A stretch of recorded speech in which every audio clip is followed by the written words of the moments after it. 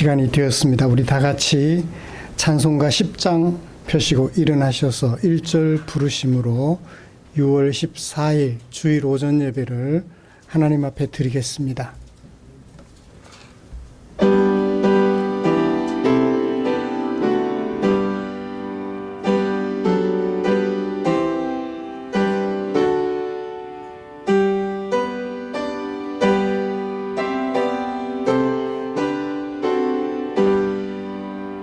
전능왕 오셔서 주 이름 찬송케 하옵소서. 영광과 권능의 성부여 오셔서 우리를 다스려 주옵소서. 아멘.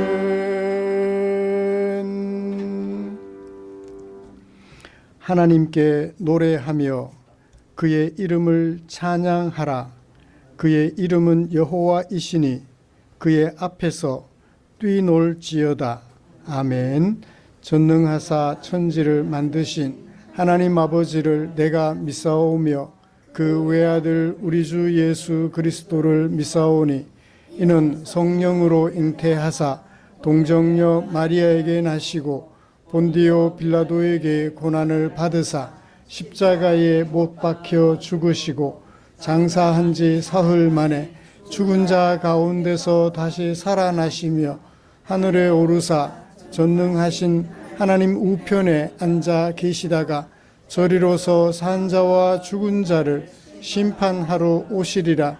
성령을 믿사오며 거룩한 공회와 성도가 서로 교통하는 것과 죄를 사하여 주시는 것과 몸이 다시 사는 것과 영원히 사는 것을 믿사옵나이다.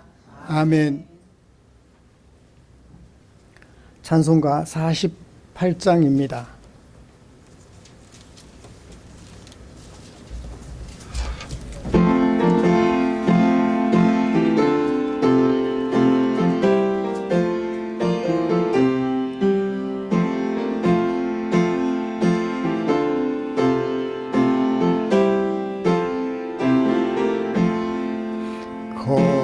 거룩하신 주 하나님 모든 영광 받으소서. 주의 자녀 함께 모여 경배 찬송 드립니다. 전능하사 천지 만물 창조하신 하나님 찬양하며 드리오니 우리의 예배 받으소서. 자비하신 주 하나님 모든 영광 받으소서. 죄와 허물 용서하심 크신 사랑 고마워라. 근심 걱정 슬며주사 기쁨 주신 하나님 감사하며 드리오니 우리의 예배 받으소서. 은혜로우신 주 하나님 모든 영광 받으소서. 불기둥과 구름기둥 인도하심 놀라워라. 근심 걱정 슬픔에도 함께 하신 하나님 마음 모아 드리오니 우리의 예배 받으소서. 아멘. 교동문 22번 시편 37편입니다. 주보에 기록된 교동문 함께 교독하겠습니다. 악을 행하는 자들 때문에 불평하지 말며 불의를 행하는 자들을 시기하지 말지어다.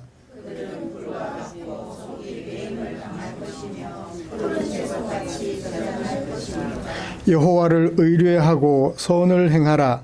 땅에 머무는 동안 그의 성실을 먹을거리로 삼을지어다.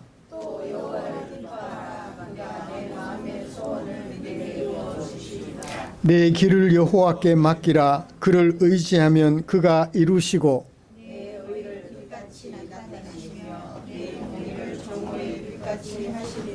여호와 앞에 잠잠하고 참고 기다리라. 자기 길이 형통하며 악한 꾀를 이루는 자 때문에 불평하지 말지어다. 분을 그치고 노를 버리며 불평하지 말라. 오히려 악을 만들 뿐이라. 아멘. 찬송가 338장 자리에 앉으셔서 함께 부르시겠습니다.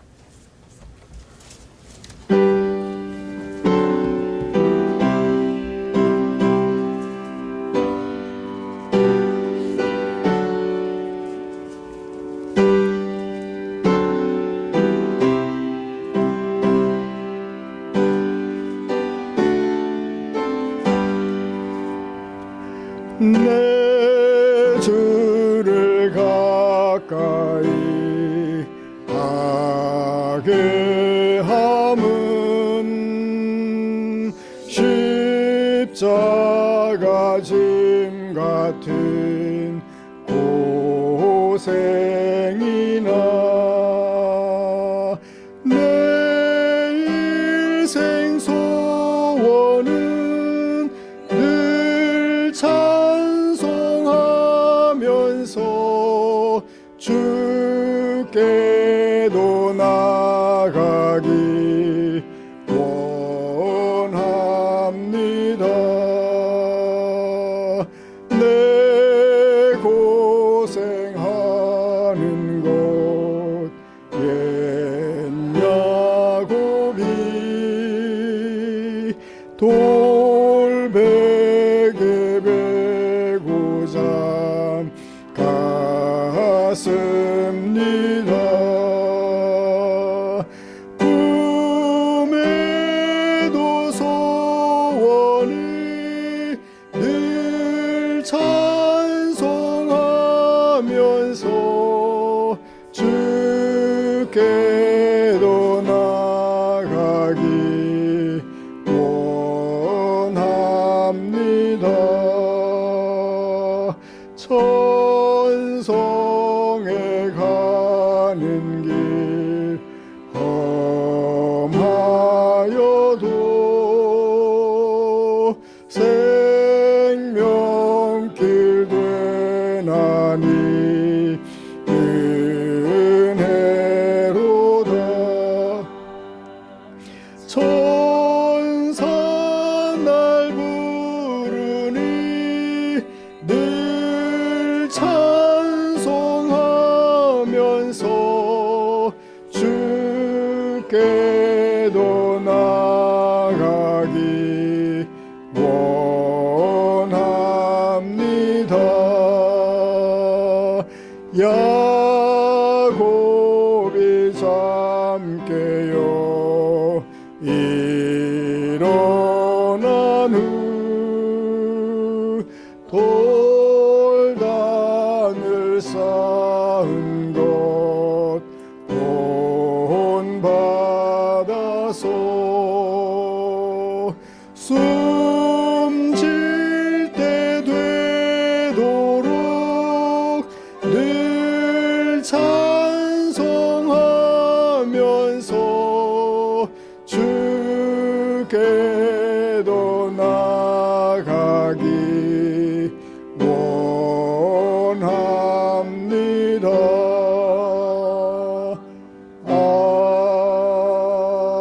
아멘.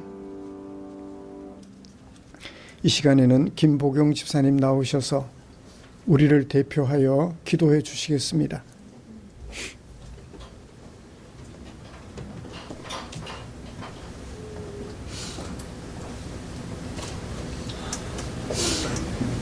기도하겠습니다.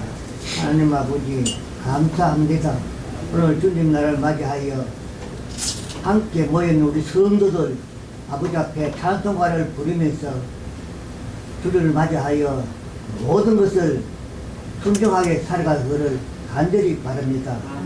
아버지 하나님, 세상은 어지럽고 하지만 우리 믿음 가지고 있는 우리 성도들 마음에는 항상 주 여호와를 의지하는 마음을 심어주시고 인도하시고 모든 것을 지켜주시는 하나님을 믿고 의지하고 하루하루 살아가기를 원합나이다. 없어질 세상 자꾸 죄를 주지 말고 우리가 살아가는 것이 목적이 뭔지 하나하나 깨닫고 주님이 우리를 뭐를 원하는지 하나하나 알아가기를 원합니다. 그럼으로써 우리들은 항상 자나깨나 성성으로서 주님하고 교제하는 시간을 허락하여 주옵소서. 아버지 하나님, 우리들은 항상 유혹하나 주님께서 이끌어 가시는 주님 따라갈 수밖에 없습니다. 우리가 뭘 할 수 있어야 합니까? 모든 것을 주님이 이끌어 가시고 우리를 운영하시는 하나님 따라갈 수밖에 없습니다. 도와주시옵소서. 이 자리에 참석 못하는 우리 형제 자매들도 이 시간에 맞이하여 고개 숙이고 기도할 수 있는 믿음을 허락하여 주옵소서. 항상 마음을 다하여 뜻을 다하여 그저 주님만 바라보고 살아가는 것이 우리 믿음 생활의 근본입니다. 아무리 세상에 행하도 그건 쓸데없는 것입니다. 잠언에 보면은 아버지 모든 것을 다 헛삽니다.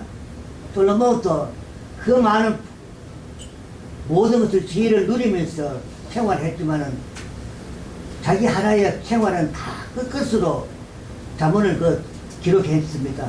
그러한 마음을 우리는 성경 하나하나 깨닫고 그냥 글로 읽을 것이 아니고 그 속에 담겨 있는 뜻을 하나하나 알아서 깨달을 수 있도록 하나님한테 칭찬받는 자식이 되도록 도와주시옵소서.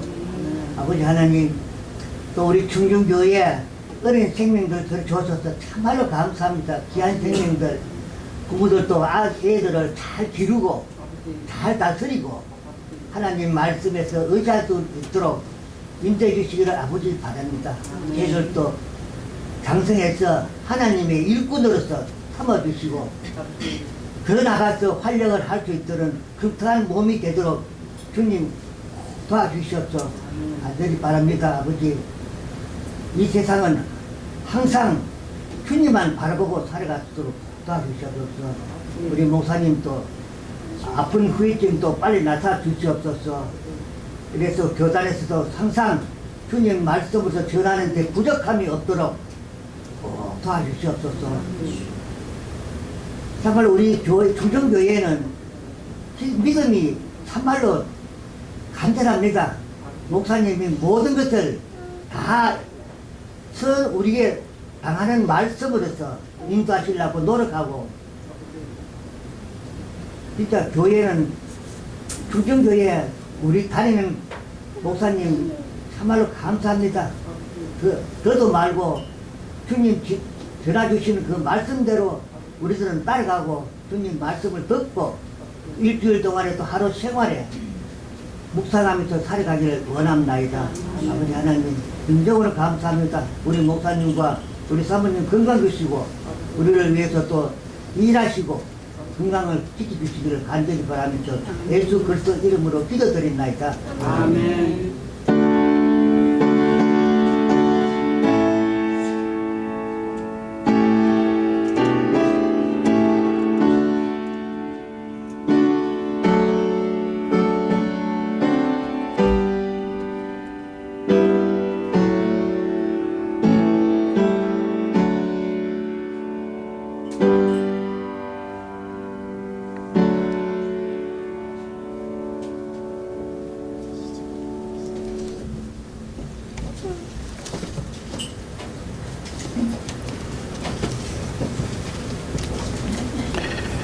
오늘 함께 묵상할 하나님의 말씀은 지난주 65편보다 앞에 있는 시편 64편 1절부터 마지막 절까지 함께 읽고 묵상하도록 하겠습니다. 시편 64편입니다.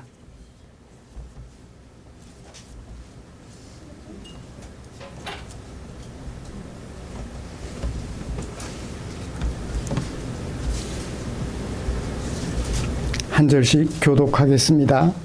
하나님이여 내가 근심하는 소리를 들으시고 원수의 두려움에서 나의 생명을 보존하소서.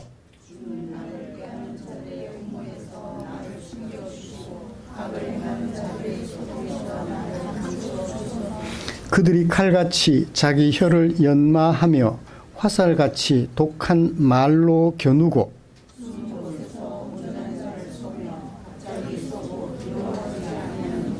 그들은 악한 목적으로 서로 격려하며 남 몰래 올무놓기를 함께 의논하고 하는 말이 누가 우리를 보리요 하며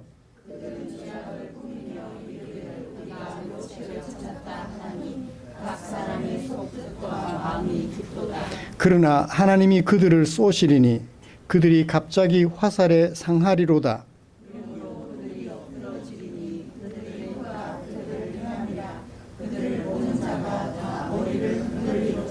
모든 사람이 두려워하며 하여 하나님의 일을 선포하며 그의 행하심을 깊이 생각하리로다. 의인은 여호와로 말미암아 즐거워하며 그에게 피하리니 마음이 정직한 자는 다 자랑하리로다. 아멘. 같이 우리 찬양 하나 부르고 말씀 나눌까요? 기쁨으로 찬양 165번입니다.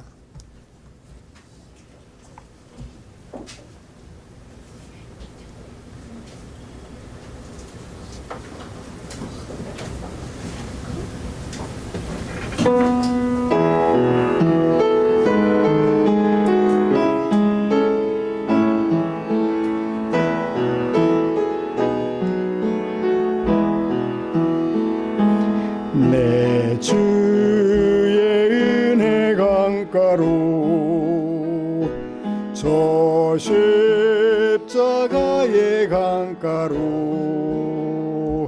내 주의 사랑 있는 곳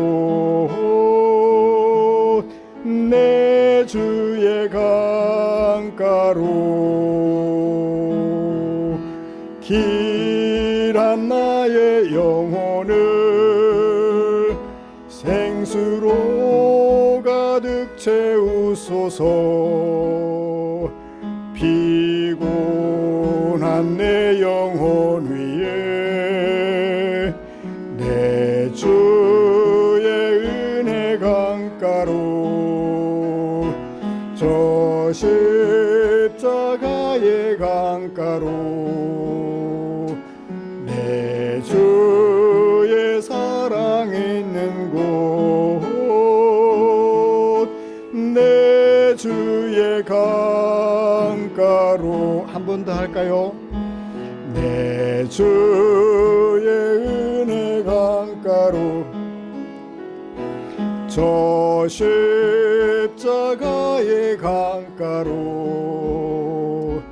내 주의 사랑 있는 곳 내 주의 강가로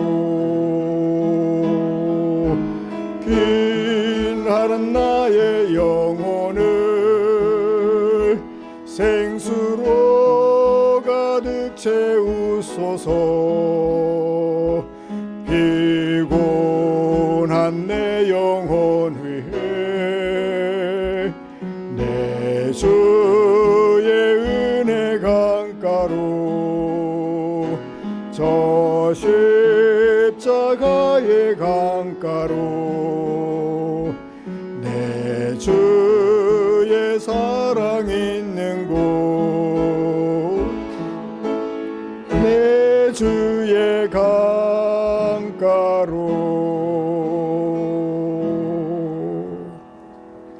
아멘.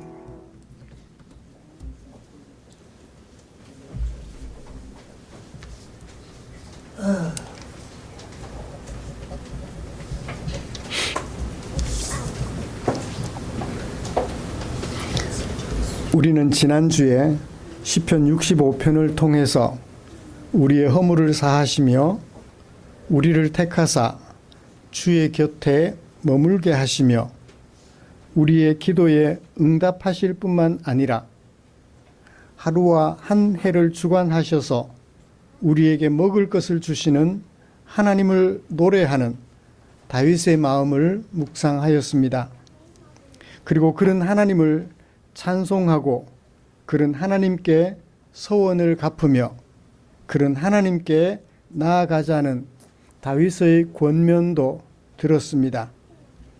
사랑하는 성도 여러분, 다윗은 이스라엘의 왕이었지요. 자신이 백성에게 해 준 것보다 하나님께서 자기 백성들에게 행하신 것이 더 크고 오묘하며 온전하다고 노래하는 다윗의 마음을 한 주간 동안 묵상하시면서 어떻게 생각하셨나요? 자신을 자랑하기 바쁜 세상이잖아요. 그런데 다윗은 왕으로서 자신을 드러내기보다는 하나님을 드러내어 주셨지요. 왕인 자신을 찬양할 것이 아니라 하나님을 찬양하고 왕인 자신을 즐거워할 것이 아니라 하나님을 즐거워하라는 다윗의 권면을 어떻게 생각하셨을까요?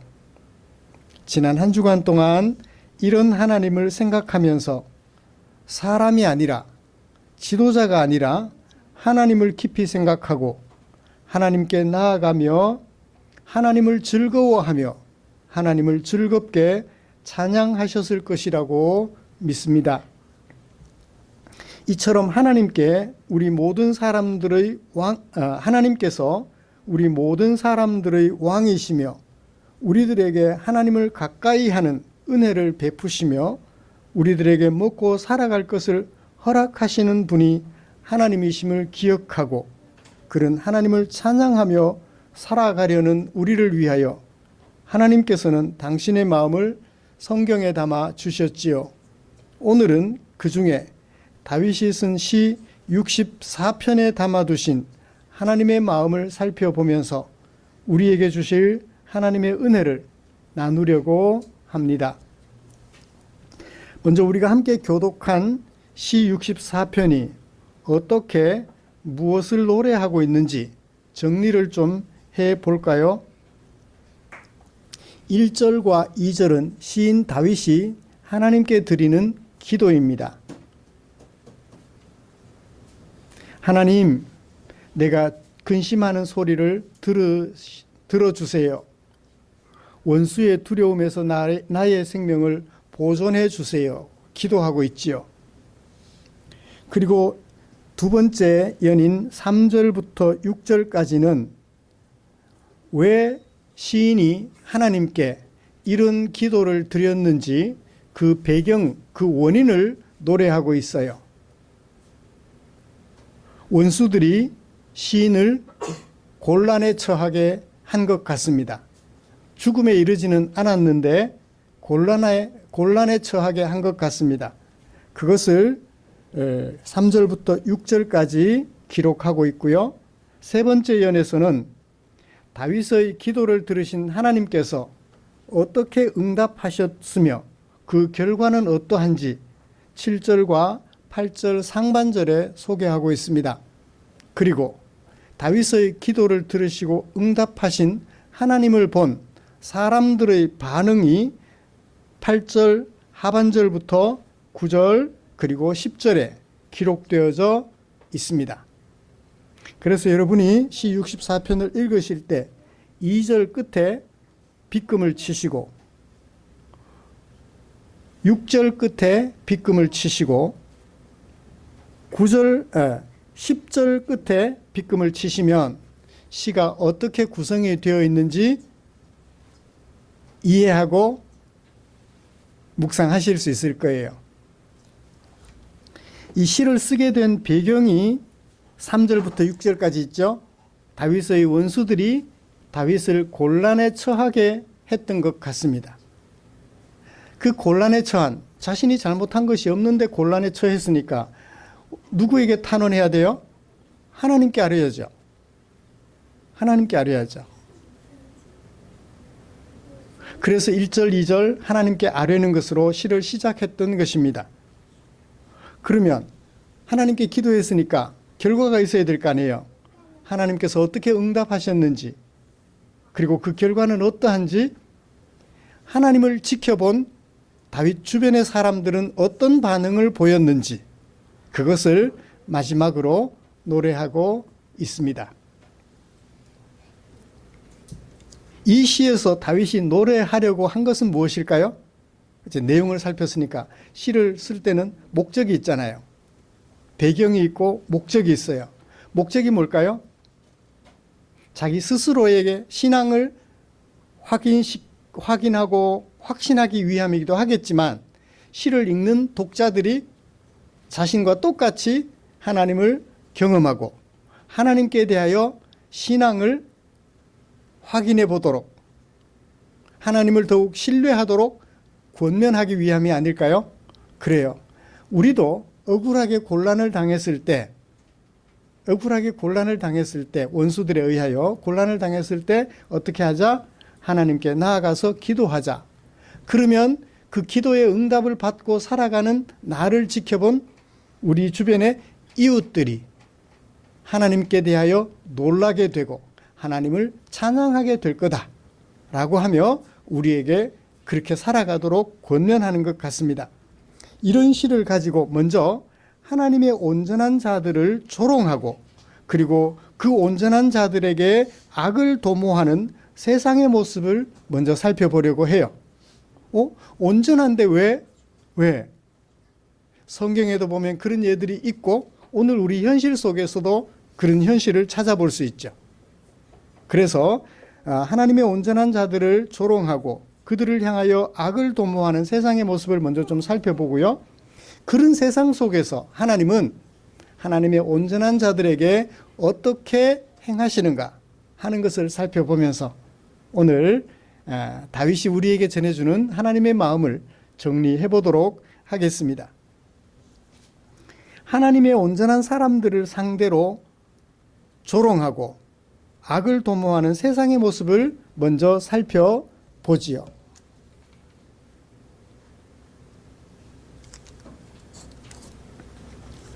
시인이 노래한 것처럼 악인들은 은밀하게 하나님의 백성들을 해치려고 모의해요. 경쟁자의 자리에 서 있는 하나님의 백성들을 어떻게 해서든 끌어내리고 자신이 높은 자리를 차지하려고 폭력을 행사하기도 합니다. 칼날처럼 날카로운 말로 또는 독설로 온전한 자들에게 없는 죄를 만들어내기도 해요. 짐승을 사냥하려고 덫을 놓고 기다리는 사냥꾼처럼 함정을 만들어 놓고 거기에 빠지기를 기다리고 있는 것이 온전한 자들을 대하는 세상의 모습이라고 할 수 있겠습니다. 그렇게 하면서도 그들은 양심의 가책조차도 느끼지 않아요. 그들은 무리를 이루어 하나님의 백성들을 대적하며 누가 우리의 계획을 알까? 우리가 저들을 해하고 내가 올라갈 수 있는 묘책을 만들었다 하며 암약을 행합니다. 암약이 뭔지 아세요? 제가 사전을 찾아보다가 깜짝 놀랐어요. 암약. 암중 비약의 줄임말이 암약이에요. 비자는 날비자고 약은 뛸 약자예요. 어두운 중에 날고 뛰는 거예요. 이것이 악한 세상의 모습입니다. 암약하는 거예요. 그들의 속마음을 도대체 알 수가 없어요. 다윗이 어떤 일을 당했기에 이렇게 노래했을까요? 악한 자들, 원수들의 암약을 어떻게 이렇게 노래했을까요? 도대체 무슨 일을 당했기에? 자신이 경험하지 않은 일을 배경으로 시를 쓰면 그것은 진실인가요? 거짓인가요? 거짓이 될 가능성이 많죠. 경험도 하지 않아 놓고 그런 얘기를 하면 안 되잖아요. 다윗이 무슨 일을 경험했던 것 같아요. 무슨 일일까요? 사무엘 상하나 역대 상하를, 열왕기 상하를 살펴보면서 다윗 생애를 살펴볼진데 이렇게 다윗이 원수들로부터 곤란을 당했다고 한 케이스를 드러내는 곳이 두어 군데가 밖에는 없어요. 그 두 군데가 어떤 곳이냐면, 하나는 다윗이 왕이 되기 전 사울이 왕이었을 때 블레셋 사람들과의 전투에서 승리하고 돌아왔습니다. 그러면 왕도 감당하기 어려운 블레셋과의 전투에서 다윗이 승리하고 돌아왔으면 사울 왕이 어떻게 해야 돼요? 다윗을 칭찬하고 격려하고 그를 어떻게 중용할 수 있을지 정책을 세워야 되잖아요. 계획을 세워야 되잖아요. 그런데 승리하고 돌아왔을 때 다윗을 향하여 여인들이 말합니다. 사울이 죽인 자는 천천이고 다윗이 죽인 자는 만만이다. 제가 다시 번역해 볼게요. 사울이 죽인 자가 천천이라면 다윗이 죽인 자는 만만이다. 비교가 되죠? 누구를 드러내는 거예요? 다윗을 드러내는 거예요. 그랬더니 이 말을 들은, 여인들이 하는 노래를 들은 사울 왕이 어떻게 하나요? 다윗을 제거하려고 해요. 그래서 기회만 있으면 다윗을 제거하려고 노력하죠. 다윗은 이런 사울 때문에 엔게디 광야에서 산과 들에서 도피 생활을 하며 어렵게 살아갑니다. 다윗이 잘못한 거 없잖아요. 그렇죠? 잘못한 거 없어요. 그런데 사울이 죽이려 해요. 도피 생활을 합니다. 그때일까요? 또 한 번 있습니다. 다윗에게 아들이 여럿 있습니다. 아내도 여럿이지만 이름 드러난 부인만 8명, 드러나지 않은 후궁들이 많아요. 그 부인들이 낳은 아들 중에 압살롬이라는 아들이 있어요. 이 압살롬이 백성들의 마음을, 왕을 향한, 아버지 다윗을 향한 마음을 빼앗아서 자신이 먼저, 아버지가 살아있음에도 불구하고 왕이 되려고 계획을 세워요. 다윗의 신하들과 모의를 해요. 그렇게 해서 백성들의 마음을 빼앗았습니다. 많은 백성들이 다윗보다 압살롬을 좋아하게 되었어요. 사건을 만들었으니까 백성들이 넘어갈 수밖에 없겠죠. 그때 다윗이 백성들의 마음이 압살롬에게 넘어간 줄 알고 도망을 가요. 다윗 잘못한 거 없잖아요. 아들 압살롬이 아버지가 뻔히 살아있는데 그 왕위를 찬탈하려고 계획을 도모했을 뿐이에요.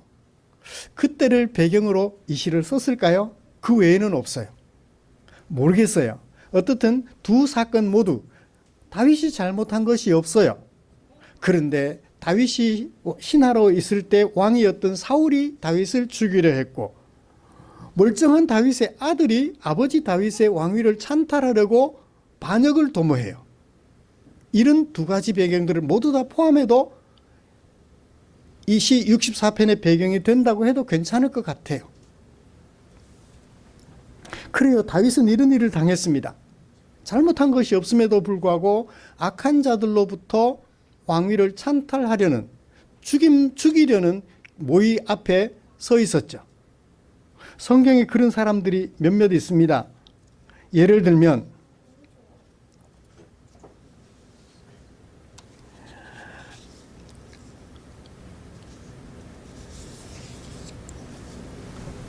블레셋의 다리오 왕이 블레셋 제국을 잘 통치하려고 지도자를 세워요.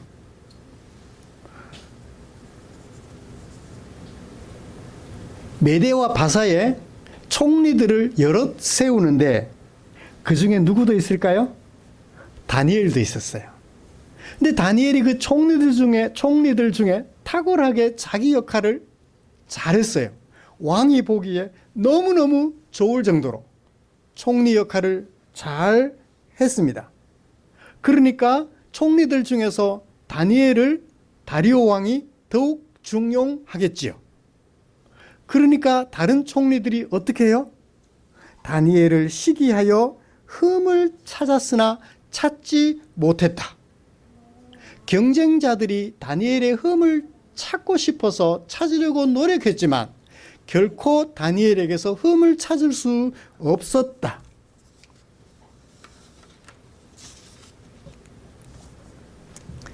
그래서 어떻게 하나요? 법을 만들었어요. 다니엘을 함정에 빠뜨릴 수 있는 법을 만들었어요. 어떤 법일까요? 다리오 왕의 마음을 흐뭇하게 하면서 다니엘을 함정에 빠뜨릴 수 있는 계략을 짰어요. 어떤 법일까요? 사자굴에 다니엘서를 묵상한 결과가 나옵니다. 아, 그래요. 다리오 왕 외에 다른 신이나 사람에게 기도하는 사람은 어떻게 한다? 사자굴에 던져넣는다 라는 법을 만든 거예요. 왕이 들어보니까 다리오 왕이 채용했던 총리들이 이런 법을 제시하니까 다리오 왕이 들어볼 때 마음이 어땠을까요? 자기를 높여주니까 좋잖아요. 그래, 나만 찬양하고 나에게만 기도하는 백성들이 되면 얼마나 좋을까요? 다리오 왕이 좋았던 거예요. 그래서 그럼 그 법을 만들어. 그런데 다니엘은 그리고 세 친구들은 어떻게 했어요? 하나님께 기도하는 거예요. 여전히 다리오 왕에게 기도하지 않고 다리오 왕을 찬양하지 않았어요. 그저 총리로서 자기 역할만 충실히 감당했습니다. 그거면 됐죠. 그런데 하나님께 기도했다는 것을 핑계로 삼아서 다니엘 사자굴에 던져 넣었잖아요. 이처럼 악한 자들은 의로운 자, 온전한 자, 그래서 참으로 이 세상에 유익을 끼치는 사람들을 시기하여 끌어내리고 자신이 그 자리에 앉으려고 가용 가능한 모의를 해요. 함정을 파요. 법을 만들어서 함정을 파잖아요. 법이라고 좋은 줄 알았는데 사람을 죽이는 법도 만들어 놓더라고요.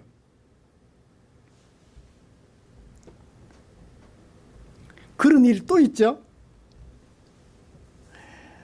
이제 바벨론 제국이 끝나고 페르시아 제국이 되었어요. 페르시아에 누가 살고 있었어요? 이스라엘 사람 모르드게와 그의 조카 에스더가 살고 있었죠. 모르드게가 자기 역할을 잘했어요. 그런데 누구에게 절하지 않았어요? 하만에게. 몬이 아니고 만. 하만에게 절하지 않았어요. 그러니까 하만이 어때요? 이 나쁜 놈. 나쁜 놈이 아닌데 이 나쁜 놈 나한테 절도 안 하고 나를 무시해? 그래서 어떻게 해요? 하만을 제거할 계획을 세웠습니다.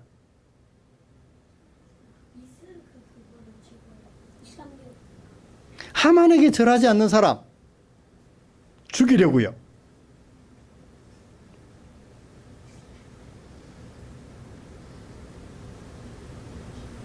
그래서 어떻게 모함하나요?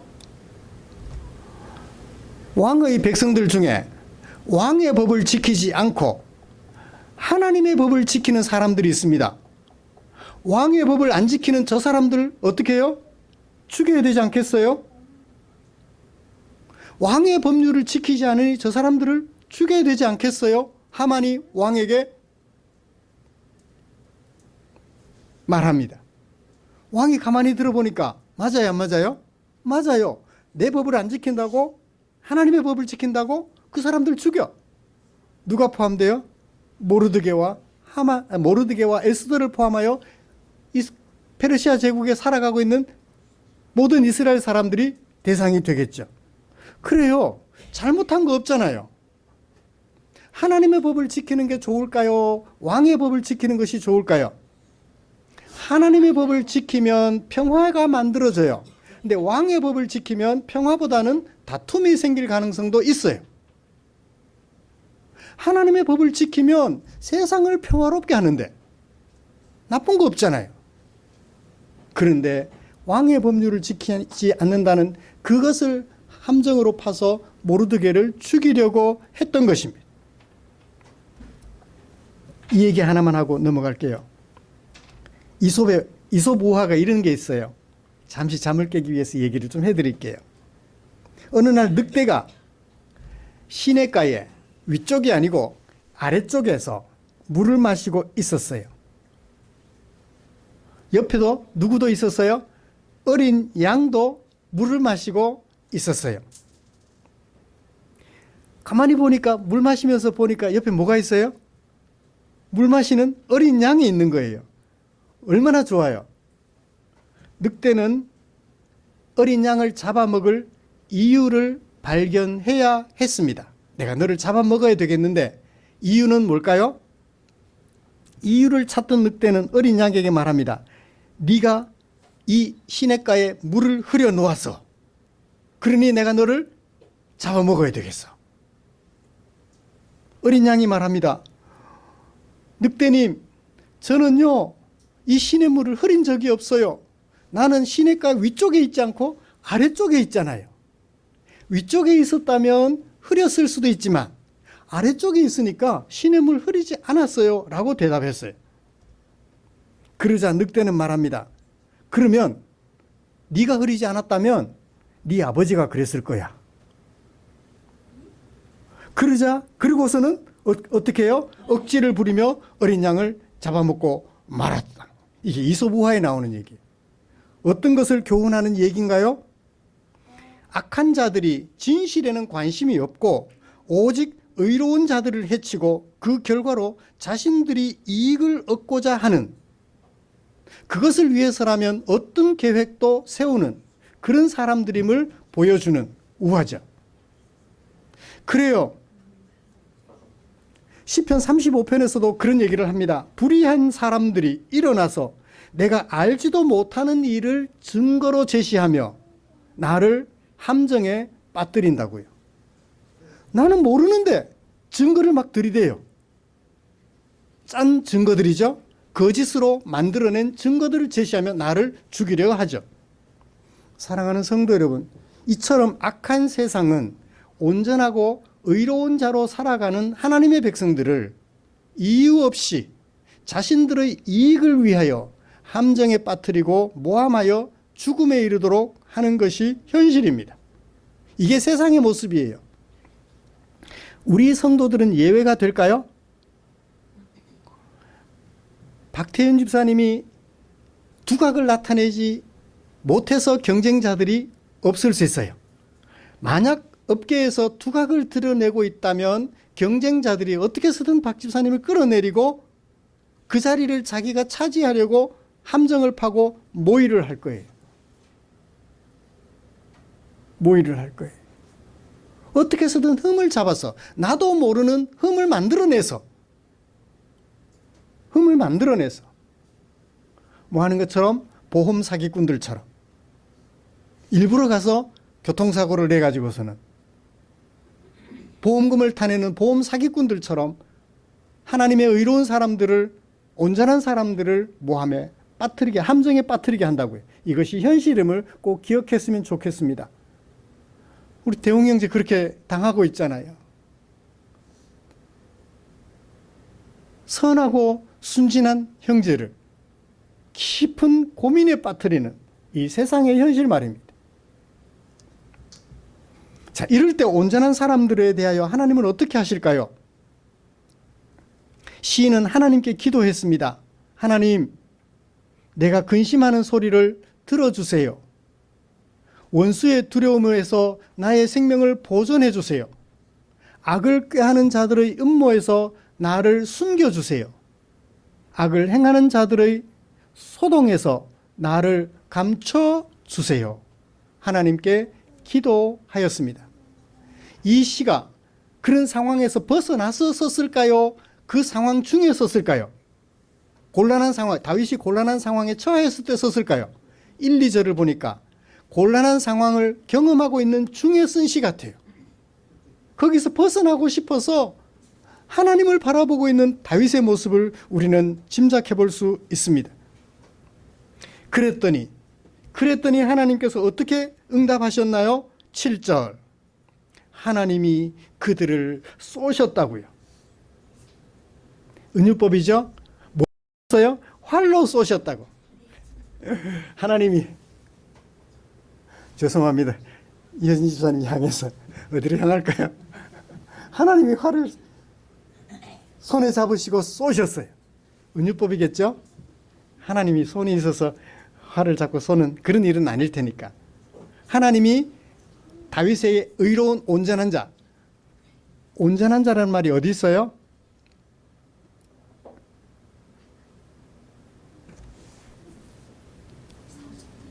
사절에 숨은 곳에서 온전한 자를 쏘며 악한 자들이 자기를 뭐라고 표현했어요? 온전한 자라고 표현했죠. 자신은 잘못한 것이 없다는 얘기예요.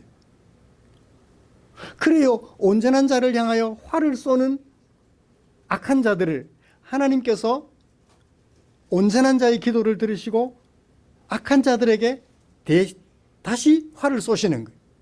그들을 공격하여 하나님의 온전한 사람을 악한 자들의 함정에서 건져내셨다, 살려주셨다라는 얘기를 그렇게 7절에서 표현하고 있습니다. 하나님이 그들을 쏘시리니 그들이 갑자기 하나님이 쏘신 화살에 상하게 되었다. 기도한 결과를 우리에게 소개하고 있습니다. 그래요. 다윗은 두 차례 모두 악한 자들의 손에서 하나님의 건지심을 받았어요. 사울이 다윗을 죽이려고 했을 때 그 위기가 수차례 있었지만 하나님은 사울의 손에서 다윗을 건져주셨고 아들 압살롬의 반역에서 하나님은 다윗을 건져주셨습니다. 그렇게 다윗이 악한 사람들의 계략으로부터 벗어났을 때 사람들이 보인 반응을 8절 하반절 그리고 9절 10절에서 3번 소개하고 있습니다. 그들을 보는 자가 8절 하반절. 그들을 보는 자, 누구를 보는 자? 다윗을 죽이려고 함정을 판 자들, 다윗을 죽이려고 모함하는 자들, 악한 자들, 그들의 결국을 보는 자가 하나님이 쏘아서 상처를 입혔으니까 그 상처 입은 자들을 보는 자가 다 머리를 흔든다. 머리를 이라는 목적어는 없어요.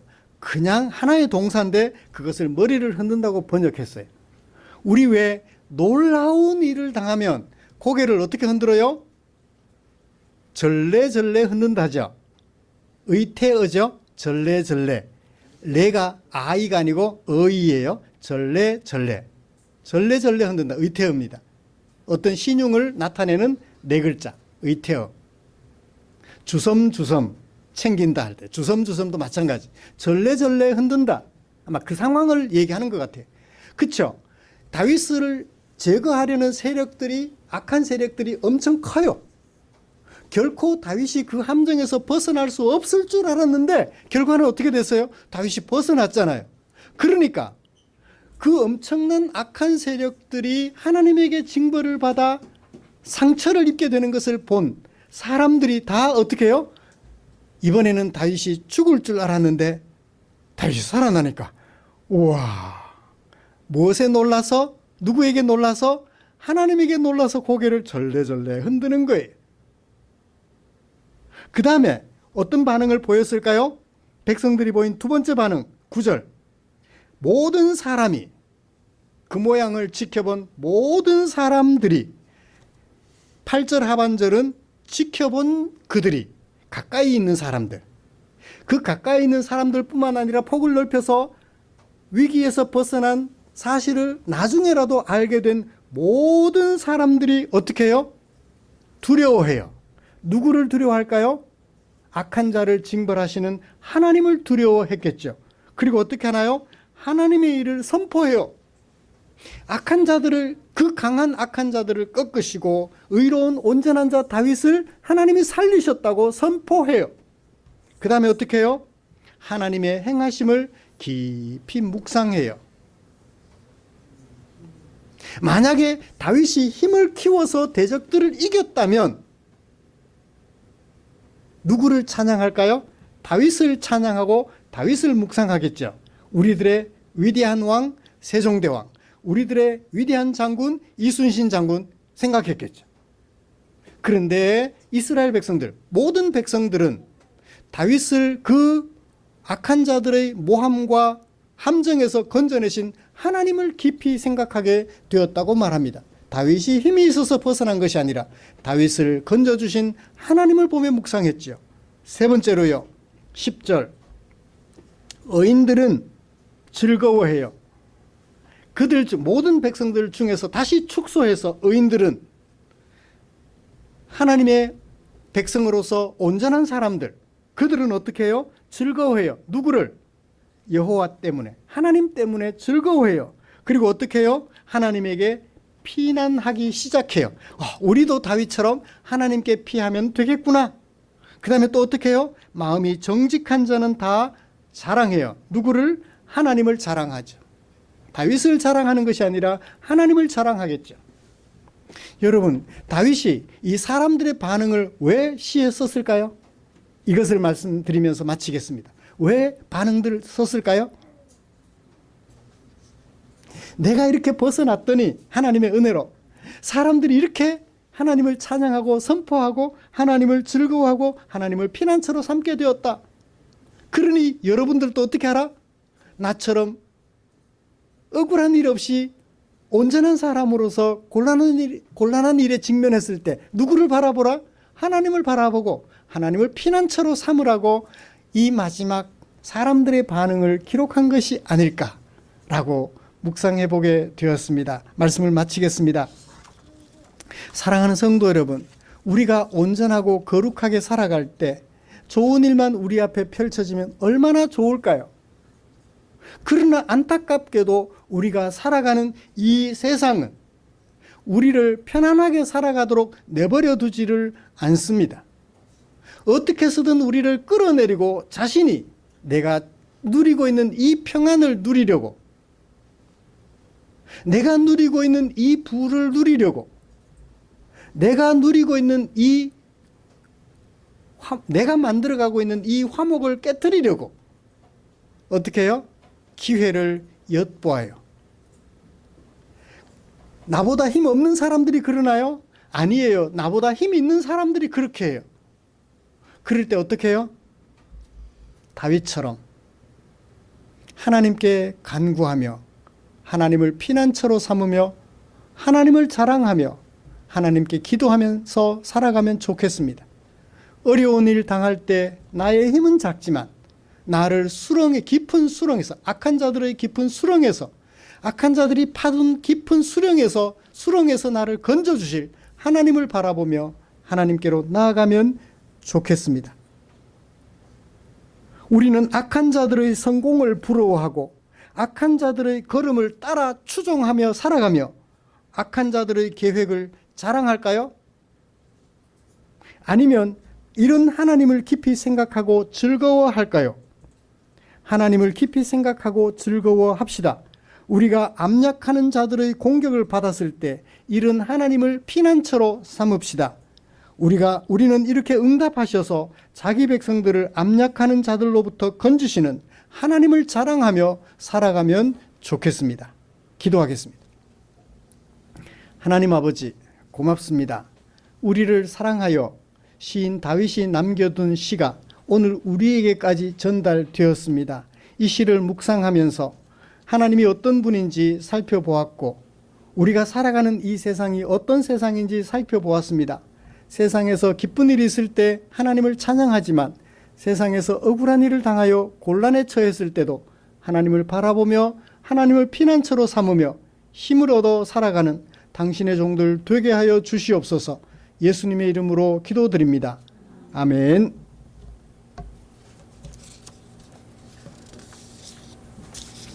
찬송가 634장 부르시면서 준비한 헌금 드리겠습니다.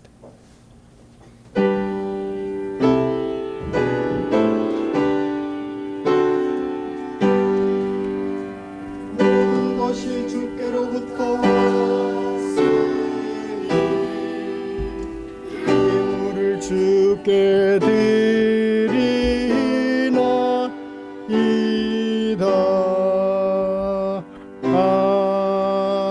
아멘. 기도하겠습니다. 좋으신 하나님, 감사합니다. 의를 이루어 하나님의 나라를 세워가려는 하나님의 백성들을 붙드시고 그들에게 피난처가 되어주시는 하나님의 은혜를 감사하는 성도들의 마음이 여기에 있습니다. 보십시오. 이 자리에 앉아있는 우리 성도들의 그 마음이 얼마나 아름답고 고귀한지요. 이런 하나님의 은혜를 바라보고 살아가기 때문입니다. 사랑하는 주님, 우리 성도들이 이런 하나님께 감사하여 내게 사용하라고 맡겨주신 물질 가운데 얼마를 헌금으로 구별하고 교회에 드렸습니다.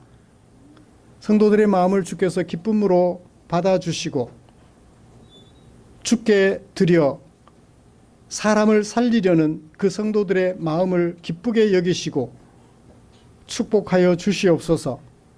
험한 세월 살아가는 동안에 하나님이 약속하신 대로 하루와 한 해를 주관하셔서 먹고 살아갈 양식이 부족하지 않도록 때마다 일마다 간섭하시고 도와주시옵소서. 또 주께 기도드립니다. 사랑하는 성도들이 드린 이 헌금을 주께서 축사하시면 이 물질 사용되는 그곳에서 주려 배고파하는 지체들 배를 채워드리고 삶의 무게에 눌려 쓰러져 있는 지체들 일으켜 세워드리는 일에 쓰고 남음이 있을 줄 믿사오니 우리 주님 축사해 주시옵소서. 우리 구주 예수님의 이름으로 기도드리옵나이다. 아멘.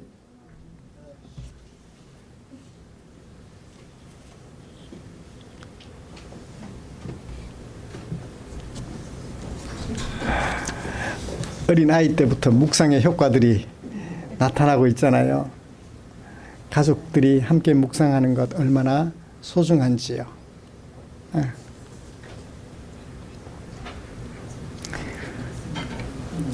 교회 소식 알려드리겠습니다. 다음 주 기도는 박태윤 집사님이시고요. 우리의 삶과 인격을 아름답게 하는 하나님의 말씀 묵상에 최선을 다해 주십시오. 6월 마지막 주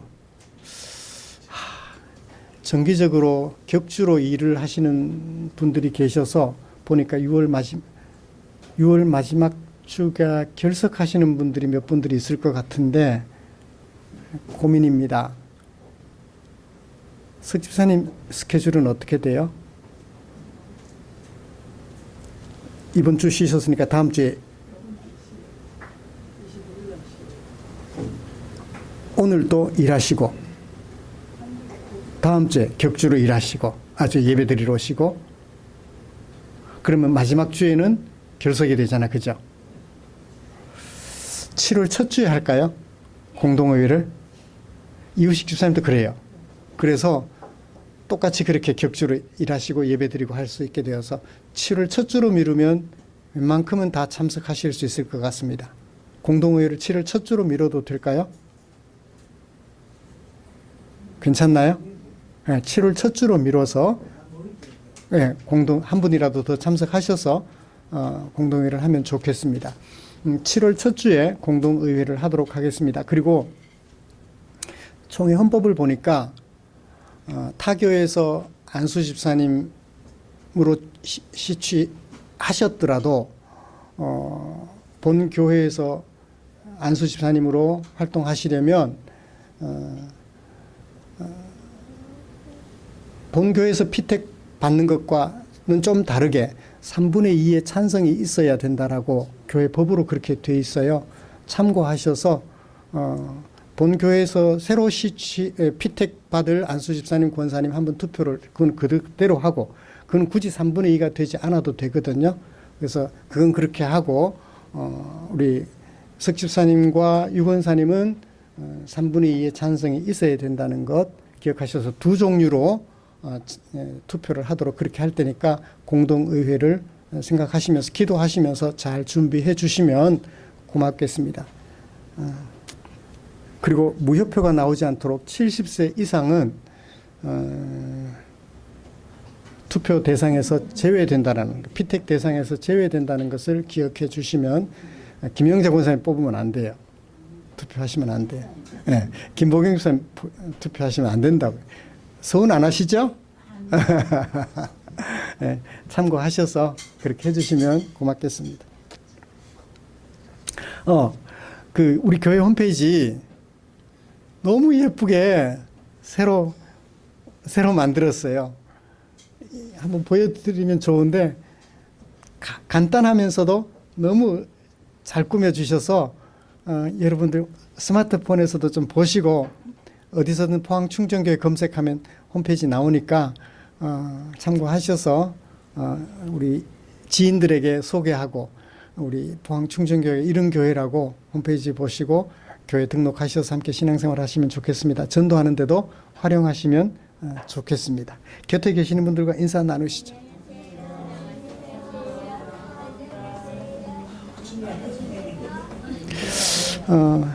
홈페이지 개편에 애쓴 주진아 집사님 포상을 좀 해드려야 되나 고민을 좀 했습니다. 아니에요. 고개를 절레절레 흔드네. 수고해 주신 것으로 하면 될까요? 우리 박수나 한번 쳐드릴까요? 수고해서 고맙다고. 정말 예쁘게 잘 만들었어요. 예쁘게 잘 만들었어요. 그래요. 고민하더니 결국 만들어냈네요. 곁에 계시는 분들과 인사 나누면 좋겠습니다. 했어요? 찬송가 57장 펴시고 일어나셔서 찬송 부르고 축도함으로 예배를 마치겠습니다. 축복합니다.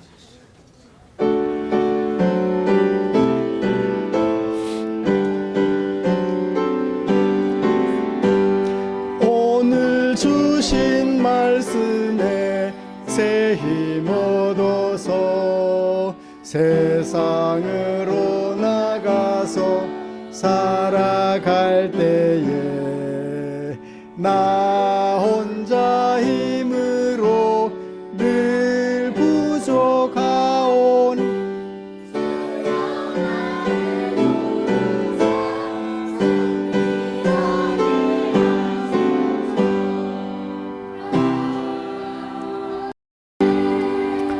그리고 제가 기도 제목 하나 더 좀 부탁드리겠습니다. 우리 신상용 집사님 아버지께서 전립선 암으로 치료 중이신데 전이가 되었다는 소식을 조금 들은 것 같아요. 그래서 우리가 마음을 다해서 기도해 주셨으면 좋겠습니다. 울진에서 사십니다. 저희가 신방을 한번 가야 될까? 가야 되지 않을까? 가서 예수님을 믿도록 권면해야 되지 않을까? 어머니는 예배 드릴 때 한두 번 뵀죠? 어머니는 아는데 아버지는 아직 뵌 적이 없습니다. 그래서 찾아가서 신방하고 예수님 믿을 수 있도록 권면도 좀 하고 그렇게 해야 되지 않을까 생각합니다. 할 수 있으면 하나님께서 치료해 주셔서 이번 기회에 예수님도 믿고 생활하실 수 있도록 기도해 주시면 좋겠습니다. 축도하고 마치겠습니다. 우리 구주 예수 그리스도의 은혜와 하나님 아버지의 극진하신 사랑하심과 성령 하나님의 인도하시고 위로 충만 교통 격려하시는 은혜가 이제 억울한 일로 곤란을 당하여 지치고 힘들어할 때 이 시를 묵상하고 하나님을 피난처로 삼으며 하나님을 구원자로 삼으며 하나님께 기도하여서 곤란 중에 하나님의 도우심을 경험하는 성도들이 되기로 다짐하며 예배를 마치는 모든 지체들 위해 지금부터 영원토록 함께 계시기를 축원하옵나이다. 아멘.